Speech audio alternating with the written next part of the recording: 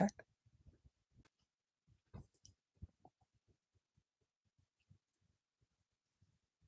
Good evening, everyone. I hope I am audible. Can you please confirm anyone who is here right now? Can you please confirm if the audio is okay? All right. So fine, let's get started with today's session.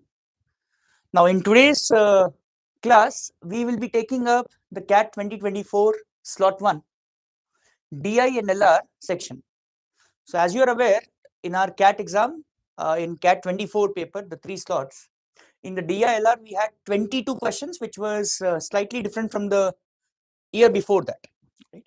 Now these 22 questions that we had were spread over 5 different sets, 2 sets of 5 questions each and 3 sets of 4 questions each.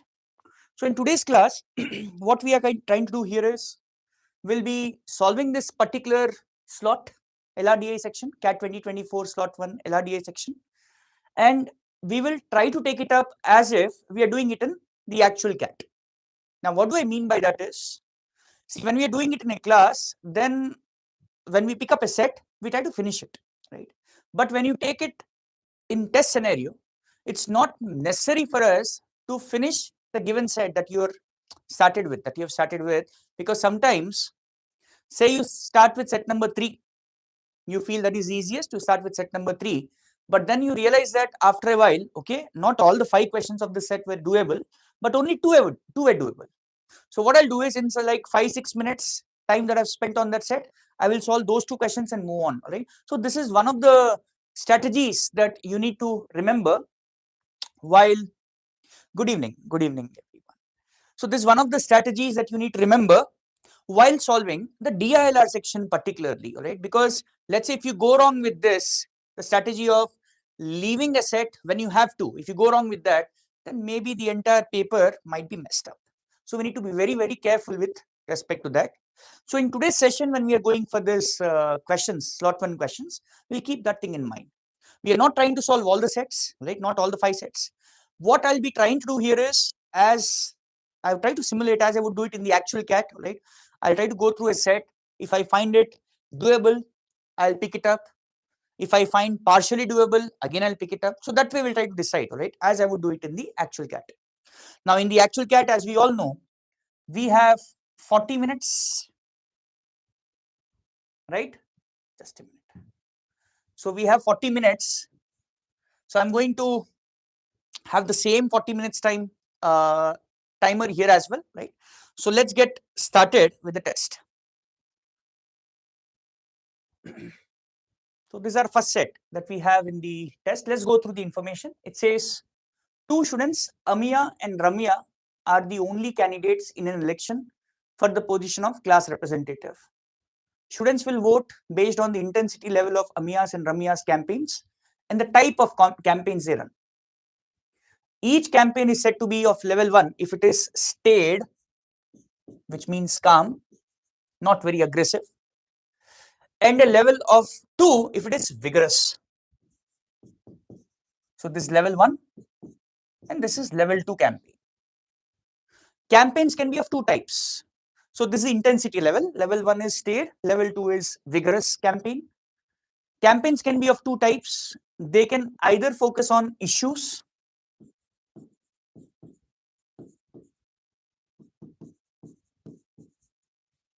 or on attacking the other candidate.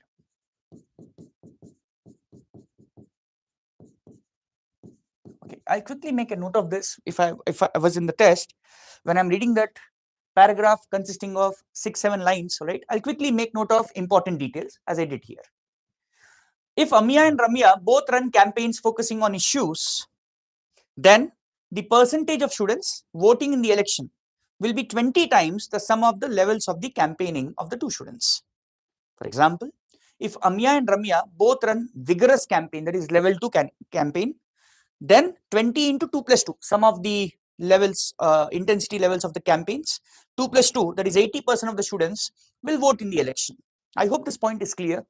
So if both the candidates are running their process, right, of getting elected basically focusing on issues, not on attacking each other, then the percentage of students voting in the election will be 20 times the sum of the levels of the campaigning of the two students.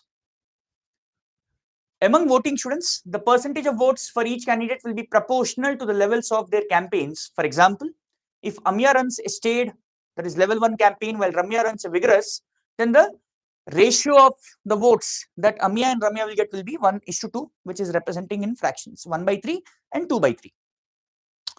The above mentioned percentages change as follows. See, basically, if both are focusing on issue, Amya and Ramya, then depending on the level of the campaigning, the votes will be, the percentage of votes will be 20 into level of campaigning of Amya plus level of campaigning of Ramya. Sorry. This will be the percentage of votes. Now further, these votes will be divided in the two candidates in the ratio of their campaigning levels. The above mentioned percentages change as follows. If at least one of them runs a campaign attacking the other. So if they change the line, right, instead of focusing on the issue, if they start attacking their opponent, if Amya runs a campaign attacking Ramya and Ramya runs a campaign focusing on the issues, then 10% of the students who would have otherwise voted for Amya will vote for Ramya. And another 10% of the who would have voted otherwise for Amya will not vote at all. So that means if Amya attacks Ramya, then in that case, 10% of the votes will shift to Ramya, and then other 10% will not vote at all. So this is what is said. If Amya attacks Ramya, if Ramya runs a campaign attacking Amya, and Amya runs a campaign focusing on issue, then 20% of the students would have otherwise voted for Ramya will vote. So basically, this case, when Ramya attacks Amya, now in that case, the votes of Ramya will shift now. So Ramya will shift to Amya, and that is 20%.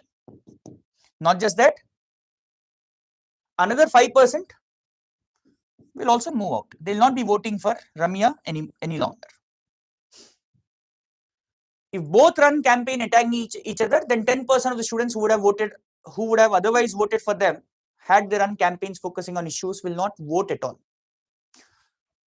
If both are attacking each other, so for example, Amya attacks Ramya and Ramya attacks Amya, then in that case, 10% vote is gone from here, 10% vote is gone from here. They are not shifting. They are just moving away from their respective candidates. That's what is happening. Now, a very, very lengthy set, if you'll see, right? Just reading it out. Of course, here in the class, I have taken around 5 minutes, but in the test also, I'm sure I would take somewhere around 2-3 minutes in going through the entire information, right? Now, after you go through it, my advice is, please have something like this ready. Write it down in your own language, you understand, right? Because no need to go through the entire passage again, right? So that's the idea. So based on this, so this set has 1, 2, 3, 4, 5 questions. So if you're able to crack this, then we'll get 5 questions directly, but let's see if all the questions are doable or not. Question number 1, let's look at it. If both of them run stayed campaign, stayed would mean level 1 campaign, attacking the other. So Amya and Ramya are attacking each other, and we have seen in this case 10% votes move away from here, 10% move away from here. That's what we know from previous conditions. Also, if both of them are running state campaigns, total percentage of vote, can I say this will be nothing but 20 times sum of the levels. So since it's state for both, which is 40%. And further, this 40% will be divided equally, 1:1 ratio. Now, what is he asking us? Then what percentage of students will vote in the election? So right now it's 40%, but since they are attacking each other, that 40 will further drop by 10. 10% of 20 will go away. So that means minus 2% here. 10% of 20 will go away, minus 2% here. So overall 18 plus 18, my answer will be 36%. I think pretty doable, right? Once you understand the given conditions, this question I believe was pretty doable. We could get the answer in probably a minute or two, not more than that. Question number 2. What is the minimum percentage of votes, minimum percentage of students who will vote in the election? Now, let's try to understand when will the percentage of students voting be minimum? When both the candidates are running state campaign, right? So that is 20 into 1 plus 1 as we saw some time back, which is 40% of the students minimum. Now, Amia could attack Ramya. Now, in which case, what will happen? So, if Amia attacks Ramya, then 10% votes are of Amia only are going away to Ramya. But please note, this 10% is not going to drop the number of students participating in the election. This is not going to drop the number of voters as such. This 10% is going to. But this 10% which is going out, who are not voting at all to Amia, that will be the drop in number of voters. So 10% of Amia, by the way, in this case, Amia and Ramya both will get 20% each. Correct? Now, if Amia attacks Ramya, this 20% is going to drop by 10%. So it will be 40 minus 2, 38%. Now, if Ramya attacks Amia, then the drop will be only 5%, this 5%. So it's going to be 20 minus 1, 39%. But imagine both are attacking each other. In that case, overall 10% will drop. So overall 40%, 10% will drop. So 40 minus 4 will give us the answer, the best answer, which is 36 again. So here as well, can I say the minimum percentage of students who are voting will be 36%. So option choice 2 again. So question number 1 and 2, I feel both of them were doable because not much dwelling on the conditions is required. Once you understand the given information, we could probably do it very, very directly. Question number 3, let's try to see this. If Amia runs a campaign focusing on issue, so Amia is not attacking Ramya. Ramya may attack Amia, we don't know that. Then what is the maximum percentage of votes that she can get? Amia can get. Now, when will Amia get maximum votes? Naturally, when we want maximum, right? So the percentage of votes will be maximum when both are running vigorous campaigns. So in that case, the total votes will be 20 into 2 plus 2, which is 80%, right? Now in that 80, Amia will get 40%, Ramya will get 40%. I want to maximize this. Now, when will the percentage of votes received by Amia be increased? Only when, see, if Amia attacks Ramya, then this will drop. If both are attacking each other, then also this will drop. But in one case, this will go up. Which case? When Ramya attacks Amia. So if that happens, if you remember, or we can quickly refer back, 20% of Ramya's vote will shift to Amia. So that means 20% of this is how much? 8% will shift here. So thus, can I say my answer here should be 48%. And please note, this 5% is not really relevant for us, our calculation, because this 5% is just dropping out. These percentage of students are just dropping out. They're not voting at all. So thus the answer will be 48%, option choice 3. So this also was somewhat doable, I would say. If Ramya runs a campaign attacking Amia, so Ramya is attacking Amia, we know that. So then if Ramya attacks Amia, then we know that the votes will shift from Ramya to Amia.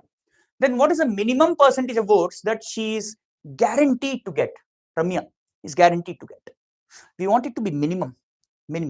So in that case, let's assume that both are running state campaigns, because I want to minimize this time. So total percentage of votes will be 40%, equally divided in the ratio 1:1. Now, since Ramya is attacking Amia, we have seen this already, 20% votes will shift here.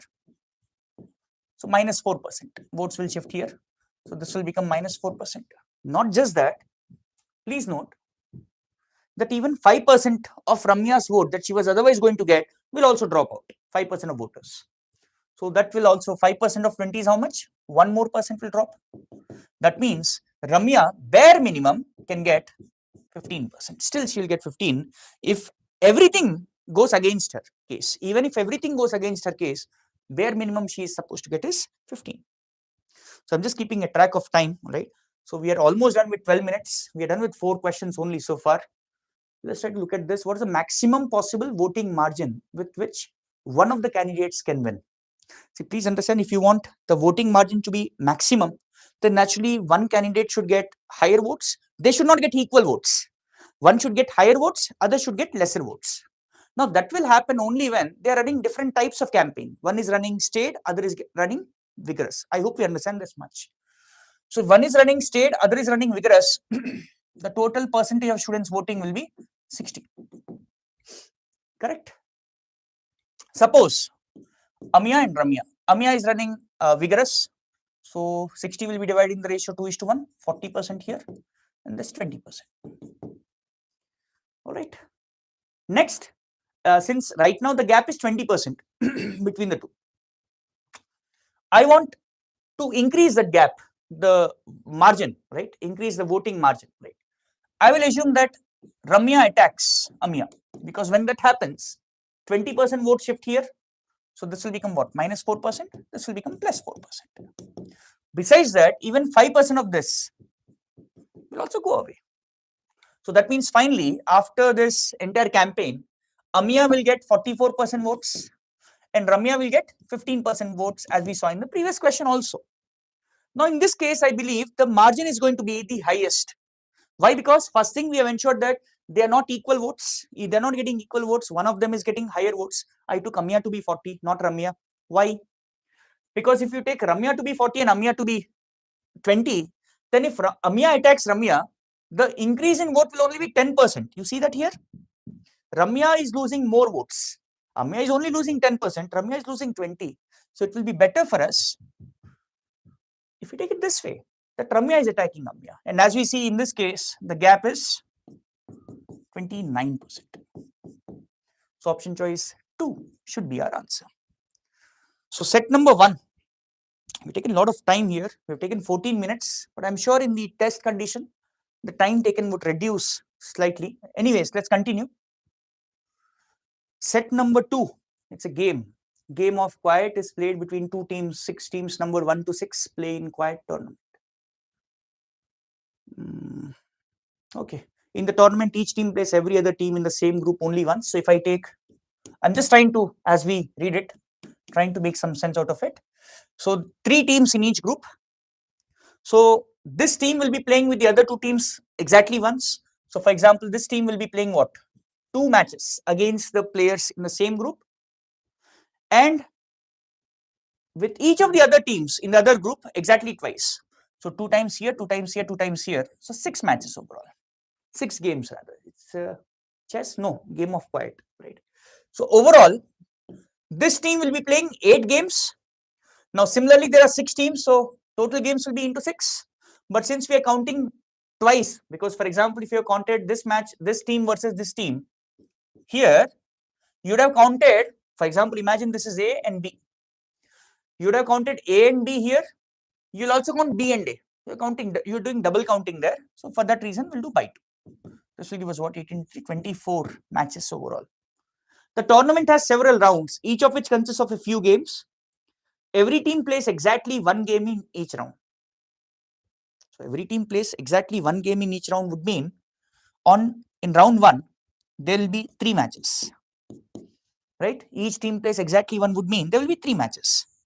Overall, I know there are 24 matches. Thus, can I say round 2 also 3 matches, round 3 also 3 matches, and there will be 8 rounds is what we can conclude. Because each day there are 3 matches happening. Overall, there are 24 matches to happen. So we'll say 8 rounds. It's not given to us directly, I think, but we can say there are only 8 rounds. Sorry. The following additional facts are known about the schedule of the games in the tournament. Each team played against a team from the other group in round 8. In round 4 and round 7, the matchups, that is the pair of teams playing against each other, were identical.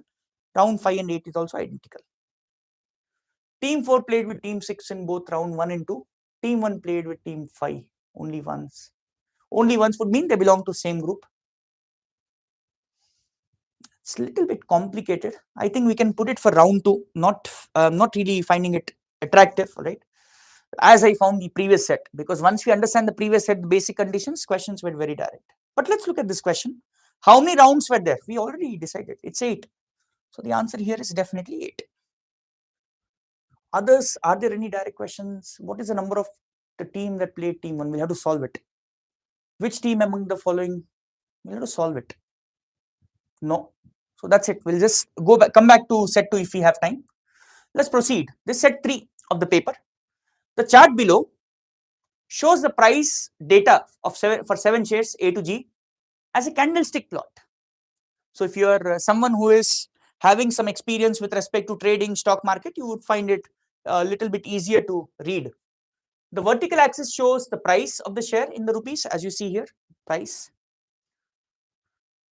is a share whose closing price at the end of the day is more than its opening price is called a bullish share. Otherwise, it is called as bearish share. So if the opening price is less than the closing price, it's bullish.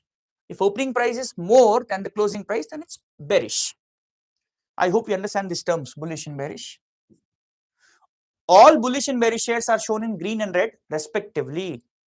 So as we see here, C, D and G are bullish and the other 4 are bearish. So this is a data that we have wherein we can read for A, for example, company A, what was the opening price? If it's bearish, opening will be higher. What's the opening price? What's the closing price? And it's given there. This is the day's highest price and this is the day's lowest price. That is how we can understand this graph. Very, very easy to understand if you have some experience of stock market. Let's start with this question. Daily share price variability SPV is defined as day's high price minus day's low price upon average of the opening and closing price. So how do we take the average? Simple, by 2. So this is your SPV calculation. Which among the following shares A, C, D, F had the highest SPV on that day? Okay, I think it's a basic calculation based question. A, C, D and F. Let's do it by observing the graph. For A, what will be SPV value? SPV value will be, for A, high minus low. So 2400 minus 1200. It's 1200 upon average of opening and closing price is 2000. So it's around what? 60%, 0.6. C. So if you look at C, high minus low. High is 1400, low is 800. So 600, the difference. By average of the opening and closing, 800 and 1200, average will be 1000. This is also 0.6. So one thing is for sure, neither A nor C is my answer. Why? Because they are both equal. So one of these two should be my answer. Let's verify. D. If you look at D, high minus low, 1200 minus, this is around 300. If you notice carefully, 1200 minus 300 is 900. By average of, this is 500 and 1000 is what? 750. This is clearly more than 1. This will go 6 times and 5 times. 6 by 5 is 1.2. So far D is the highest. Let's look at F. Highest minus lowest, 2000 minus 1200 is 800 upon average of these two is 1700. This is clearly lower than this. So thus, can I say my answer for this question must be 4th option choice. We could directly mark this. Very, very easy calculation, not at all complicated. Question number 12. Again, share price variability is defined as etc. etc. How many shares had a SPV greater than 0.5? Now, please, let's go back. We've already seen the calculation for 4 of the companies. Let's do it for the rest also. What about B? What about E? And what about G? For B, high minus low is 2000 minus 1400 is 600 upon average of 1700 and 2000 is what? 1850. By the way, this is less than 0.5. It's not 0.5. So this won't come. This company clearly comes. This also comes. This also comes. Let's look at T. So if you look at T, high minus low, 1400 minus 1100 is 300 upon average of the opening and closing price. Opening was around 1300, closing was around 1100. So it's 1200. This is much less, right? It's 1/4, 0.25. This also won't be there. This also won't be there. This is also not 0.5. Not more than, I think he asked more than 0.5. Greater than 0.5, yes. So this also won't be there. G, let's check for G. Highest minus lowest, 1900 minus 1000 is 900 divided by average of 1200 and this is 1700. 1200 1700 will be 1450. Now this is clearly more than 0.5. You see that half of this will be around 725. This is more than 0.5. Don't go for exact calculations, of course, because he's only asking us to compare. Hence, we'll also pick this. So we have A, C, D, and G, 4 companies. So my answer here will be 4.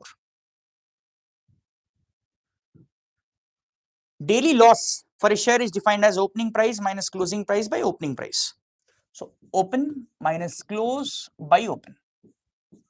So this is how the daily loss for a share is calculated. Which among the shares A, B, F, G had the highest daily loss on that day? Okay, for A, opening price, opening is 2200 minus closing price is 1800. So if I write it 400 by 2200. So when you simplify, this will become 2 by 11. So 2 by 11, I hope we know, is around 18.18%, which is 0.18. Let's look at B. Opening price minus closing price, 300. 2000 minus 1700, 300 by opening price, which is 2000. So 3 by 20, when you will solve it, right, it will be 0.15. So clearly A is better. We want the highest, so B is not the answer for sure. Let's go on eliminating. Right? F is opening price is 1800, closing price is 1600, so 200 by 1800. It's much low. 1 by 9 is 0.11. F is also not the correct answer. So far A. Let's look at G. G, if you'll see, it's anyways in bullish case, right? So here opening price 1200 minus closing price 1700, so it's minus 500. It's going to be negative anyways. So by divide by opening price, it's going to be negative. So need not even consider. Hence, can I say my answer will be option choice A. Option choice A will be the correct answer. Okay, 14th one. What would have been the percentage wealth gain for a trader who bought equal numbers of all bullish shares at opening price and sold them at their day's high? Okay, so C, D, and G are the bullish shares that we see here.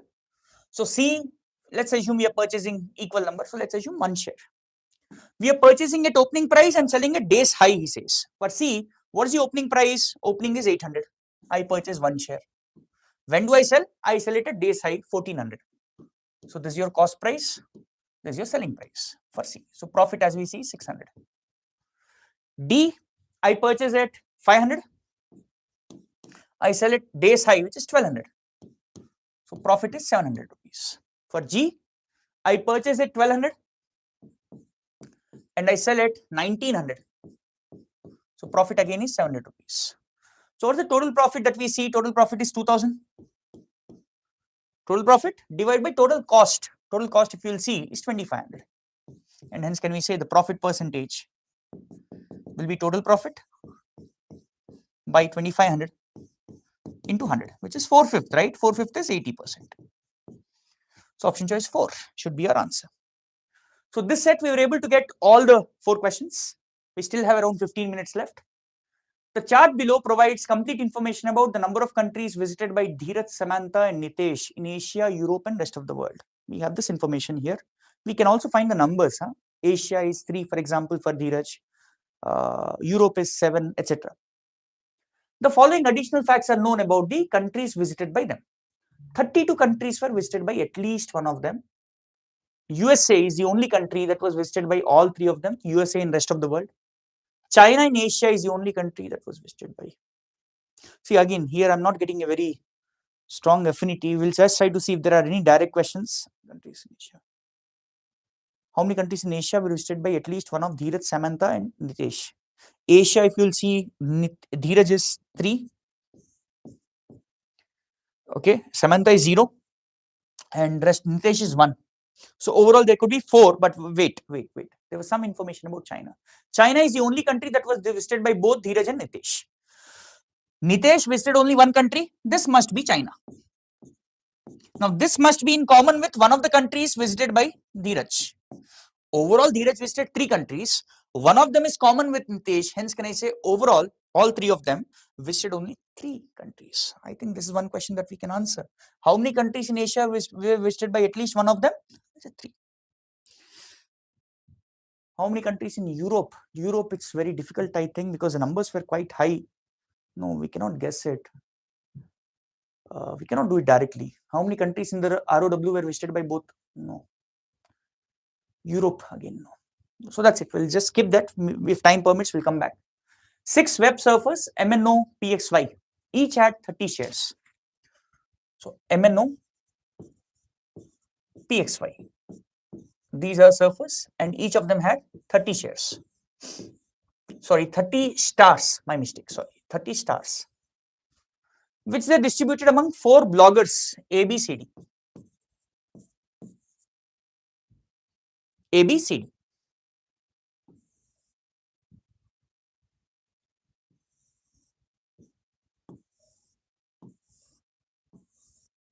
So each of them have 30.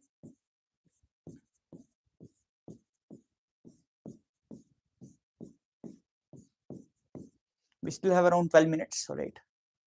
Number of stars received by bloggers A and D from each of M to Y. If you'll see, M, if you'll see, A has received 10, B has received none. N, if you'll see, from the surfer N, A has received 25, B has received none. If you look at O, both have received 0, none, 0. If you look at P, A has received 5 and P has received 25. And overall, there were only 30 stars. These two are 0 directly, we could say. X, it is 0. Both of them are 0. Y, A is 5.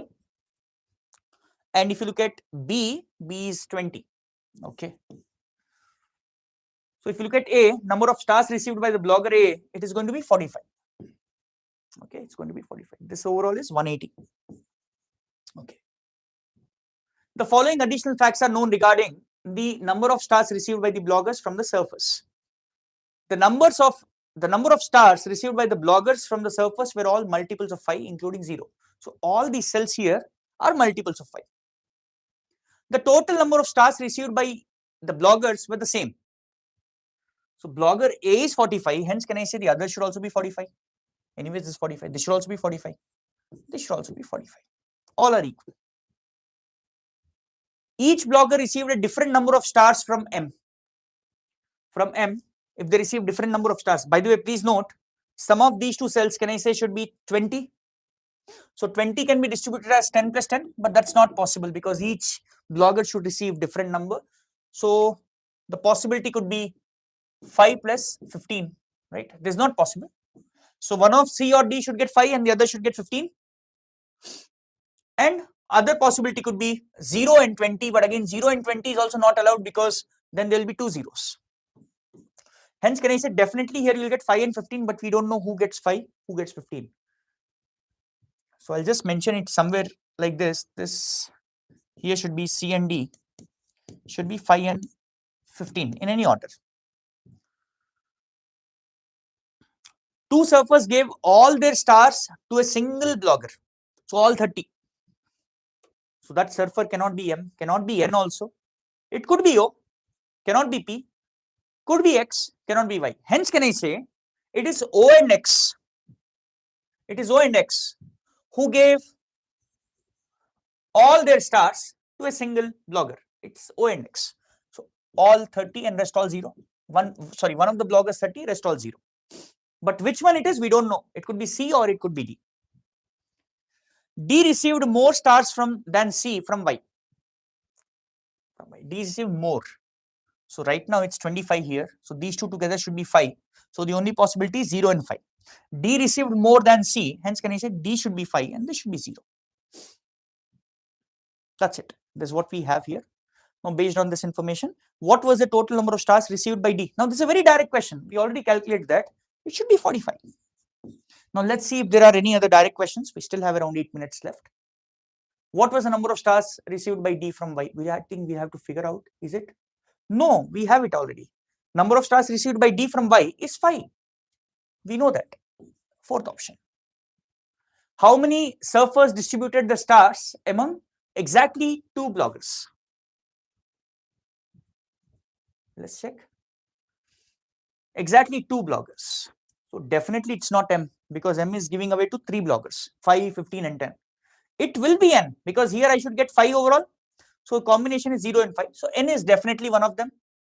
O is giving away all to 1, so it can't be O. P is also definitely one of them, because P is giving only to 2. X can't be that. Y is giving away to 3, can't be that. So there are only 2. M also can't be. So thus can I say there are only 2 bloggers. How many surfers distributed the stars among exactly 2 bloggers? We see only 2. Who are they? Not required, but still if you want to name them, it's N and P. Which of the following can be determined with certainty? Number of stars received by C from M. Number of stars by C from M. No, we cannot find that out, right? As of now. Number of stars received by D from O. D from O also, no, we cannot really find that out. So let's do one thing. See, here, without completing the table, we are able to answer 3 questions. For answering that last one, we'll have to complete this table. So it's up to the student now, whether he or she wants to put in the effort and fill up the table so that he or she can get 1 extra question, or go to some other set. It's up to you. Because there is one more set that we could probably think of. Here we got only 1 right? We didn't even attempt a question. 1 second. Yeah, but this will require a lot of effort, right?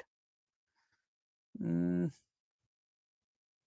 we could also go for this, or let's just complete that. Let's see if we can complete that set, that 1 question. And after that, if time is left, we'll come back quickly. Notice,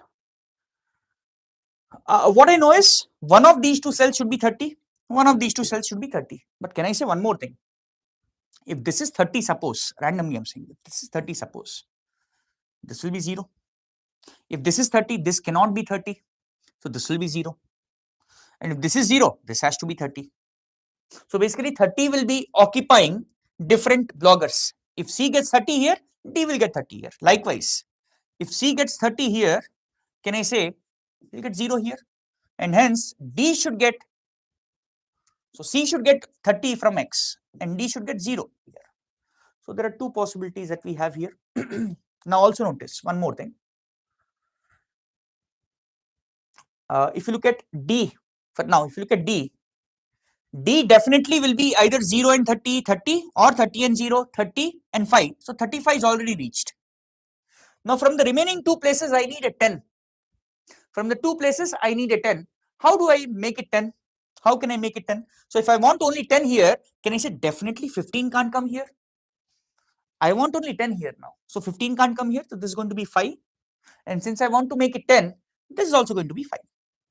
And if this is 5, this is 15 actually, right? So 15 and 30 is making it 45 already. So this is going to be 0.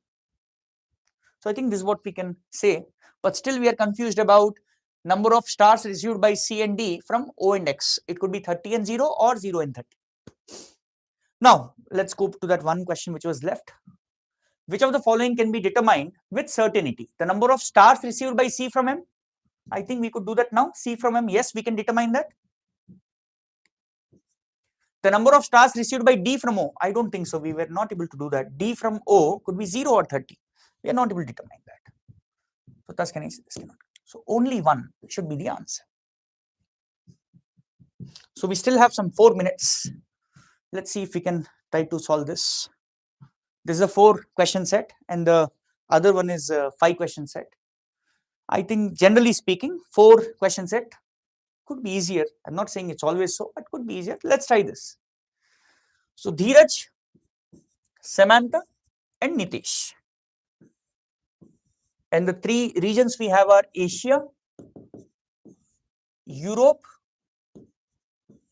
and rest of the world. I'm just trying to create here a table so I can use that. So if you look at, let's talk about Dheeraj first. Asia is 3. For Samantha, let's talk about Dheeraj only. Europe is 7, 6 and 8 between, right? And rest of the world is 1. Samantha, this is 0. This is 9. And this is 4. Next, Nitesh, this is 1. This is 6. And that one is 12.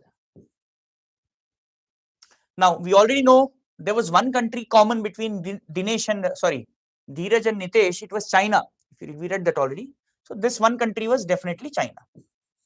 So, one of the countries visited by Dheeraj is China. There will be 2 other countries that only Dheeraj visits. Let's go through the other conditions now. 32 countries were visited by at least one of them. So, at least one of them would mean what?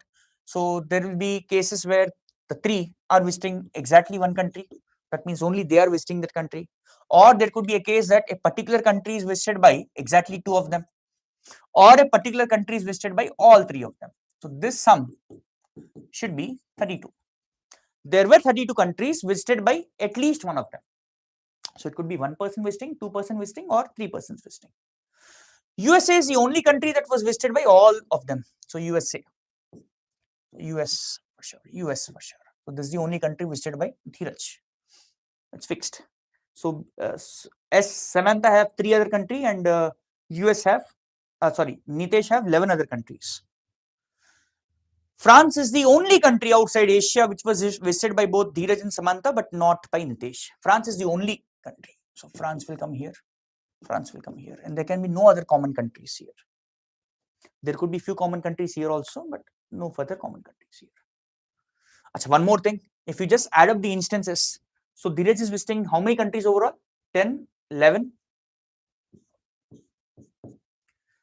13, and this is 19. So when you add it all, it's 43 instances. So overall, there are 43 instances of these 3 people visiting different countries, but 32 countries. So thus, can I say number of instances formula is, that should be 43, right? So here also note one more thing. If you just subtract it, we'll get exactly 2 plus 2 exactly 3 should be equal to 11. And also we know USA is the only country that was visited by all. So exactly 3 is 1. We know that. So that means exactly 2 will be 9. So there should be 9 countries which are visited by exactly 2 persons. So this is 9. So this will be the rest, 22. Now let's see, we are left with no time. Let's see if there are any questions based on this. How many countries in Europe were visited by only Nitesh? Europe by only Nitesh. It would be hard to say. How many countries in ROV visited by no? Okay, I think that's it. We'll end the session probably here because we are done with 40 minutes that we had for the test. So just the final 10 seconds. So now let's quickly revisit the questions. Before we revisit, I would just like to quickly share a small point about CAT 2024 slot 1. Now in this particular paper, since it is done already, we have the following data. If you are able to manage a score of 23 raw score, this translated to 85 percentile, which is the sectional cutoff for majority of the institutes that you get to see. If you're able to improve it slightly, suppose you were able to get to 31 score, we notice that the percentile jumped by 10 percentile. Further, if you're able to increase it by 10 marks more, so 41 fetched you 99 percentile in the test. So this is what I want you to understand before we proceed with our analysis, further analysis. Just 5 more minutes to go, that's it. Let's quickly look at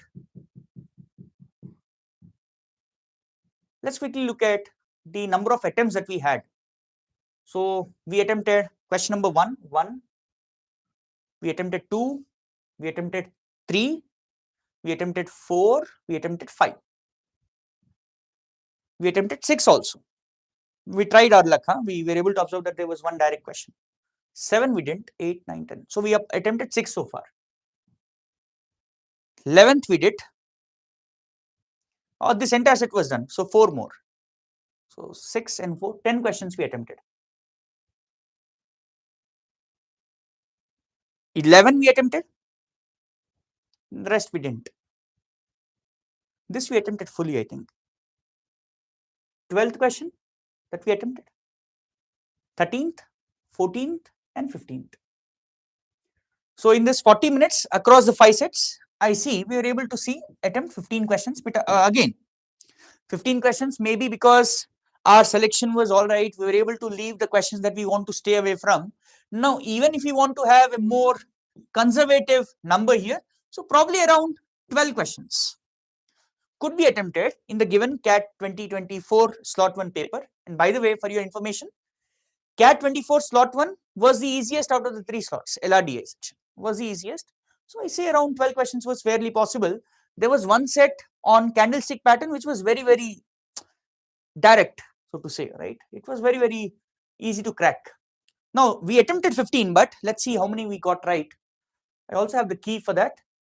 So we attempted the first 6 questions. Let's see if we got them right or wrong. Then we didn't. We attempted next 4 questions. Then here I think we got this one. The rest 3 we left, and these all. We got all of them. So 6, 7, 11, and 15. We got 15. Let's see how many we got right. Now the right and wrong, what I suggest is you can try to do it yourself. You have the answer key with you now. You have my attempts also, right? If you want, we just quickly do that. Let's see if we got them right. 1 second. Let's count it from the last. 22B to D45. B is correct. 2, right? It was a 2. Yes, 2. Correct. D, yes, and 45. That is also correct.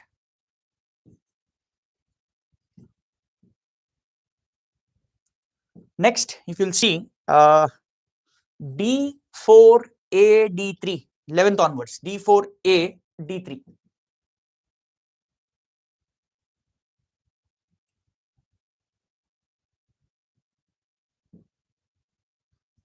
D, 4, A, D3. D, 3, yes. And the last 6 questions, the first 6 rather. CBC, BB8. CBC, BB8.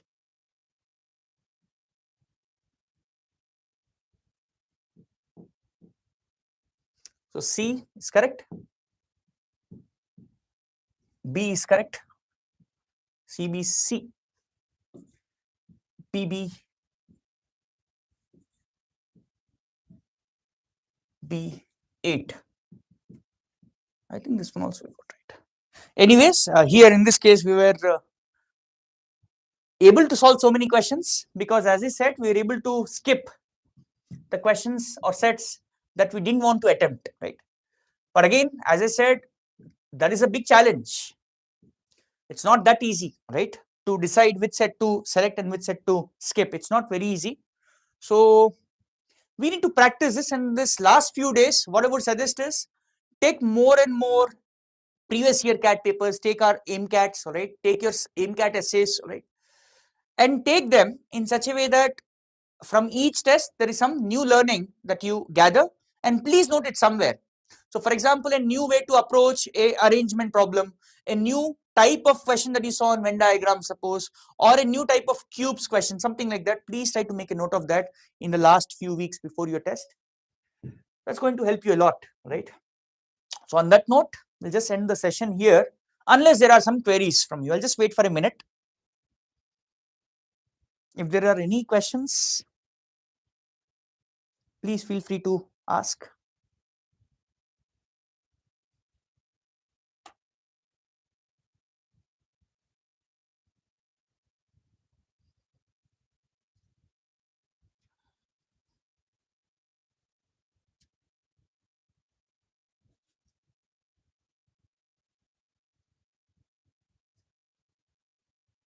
All right then. Thank you, and all the very best.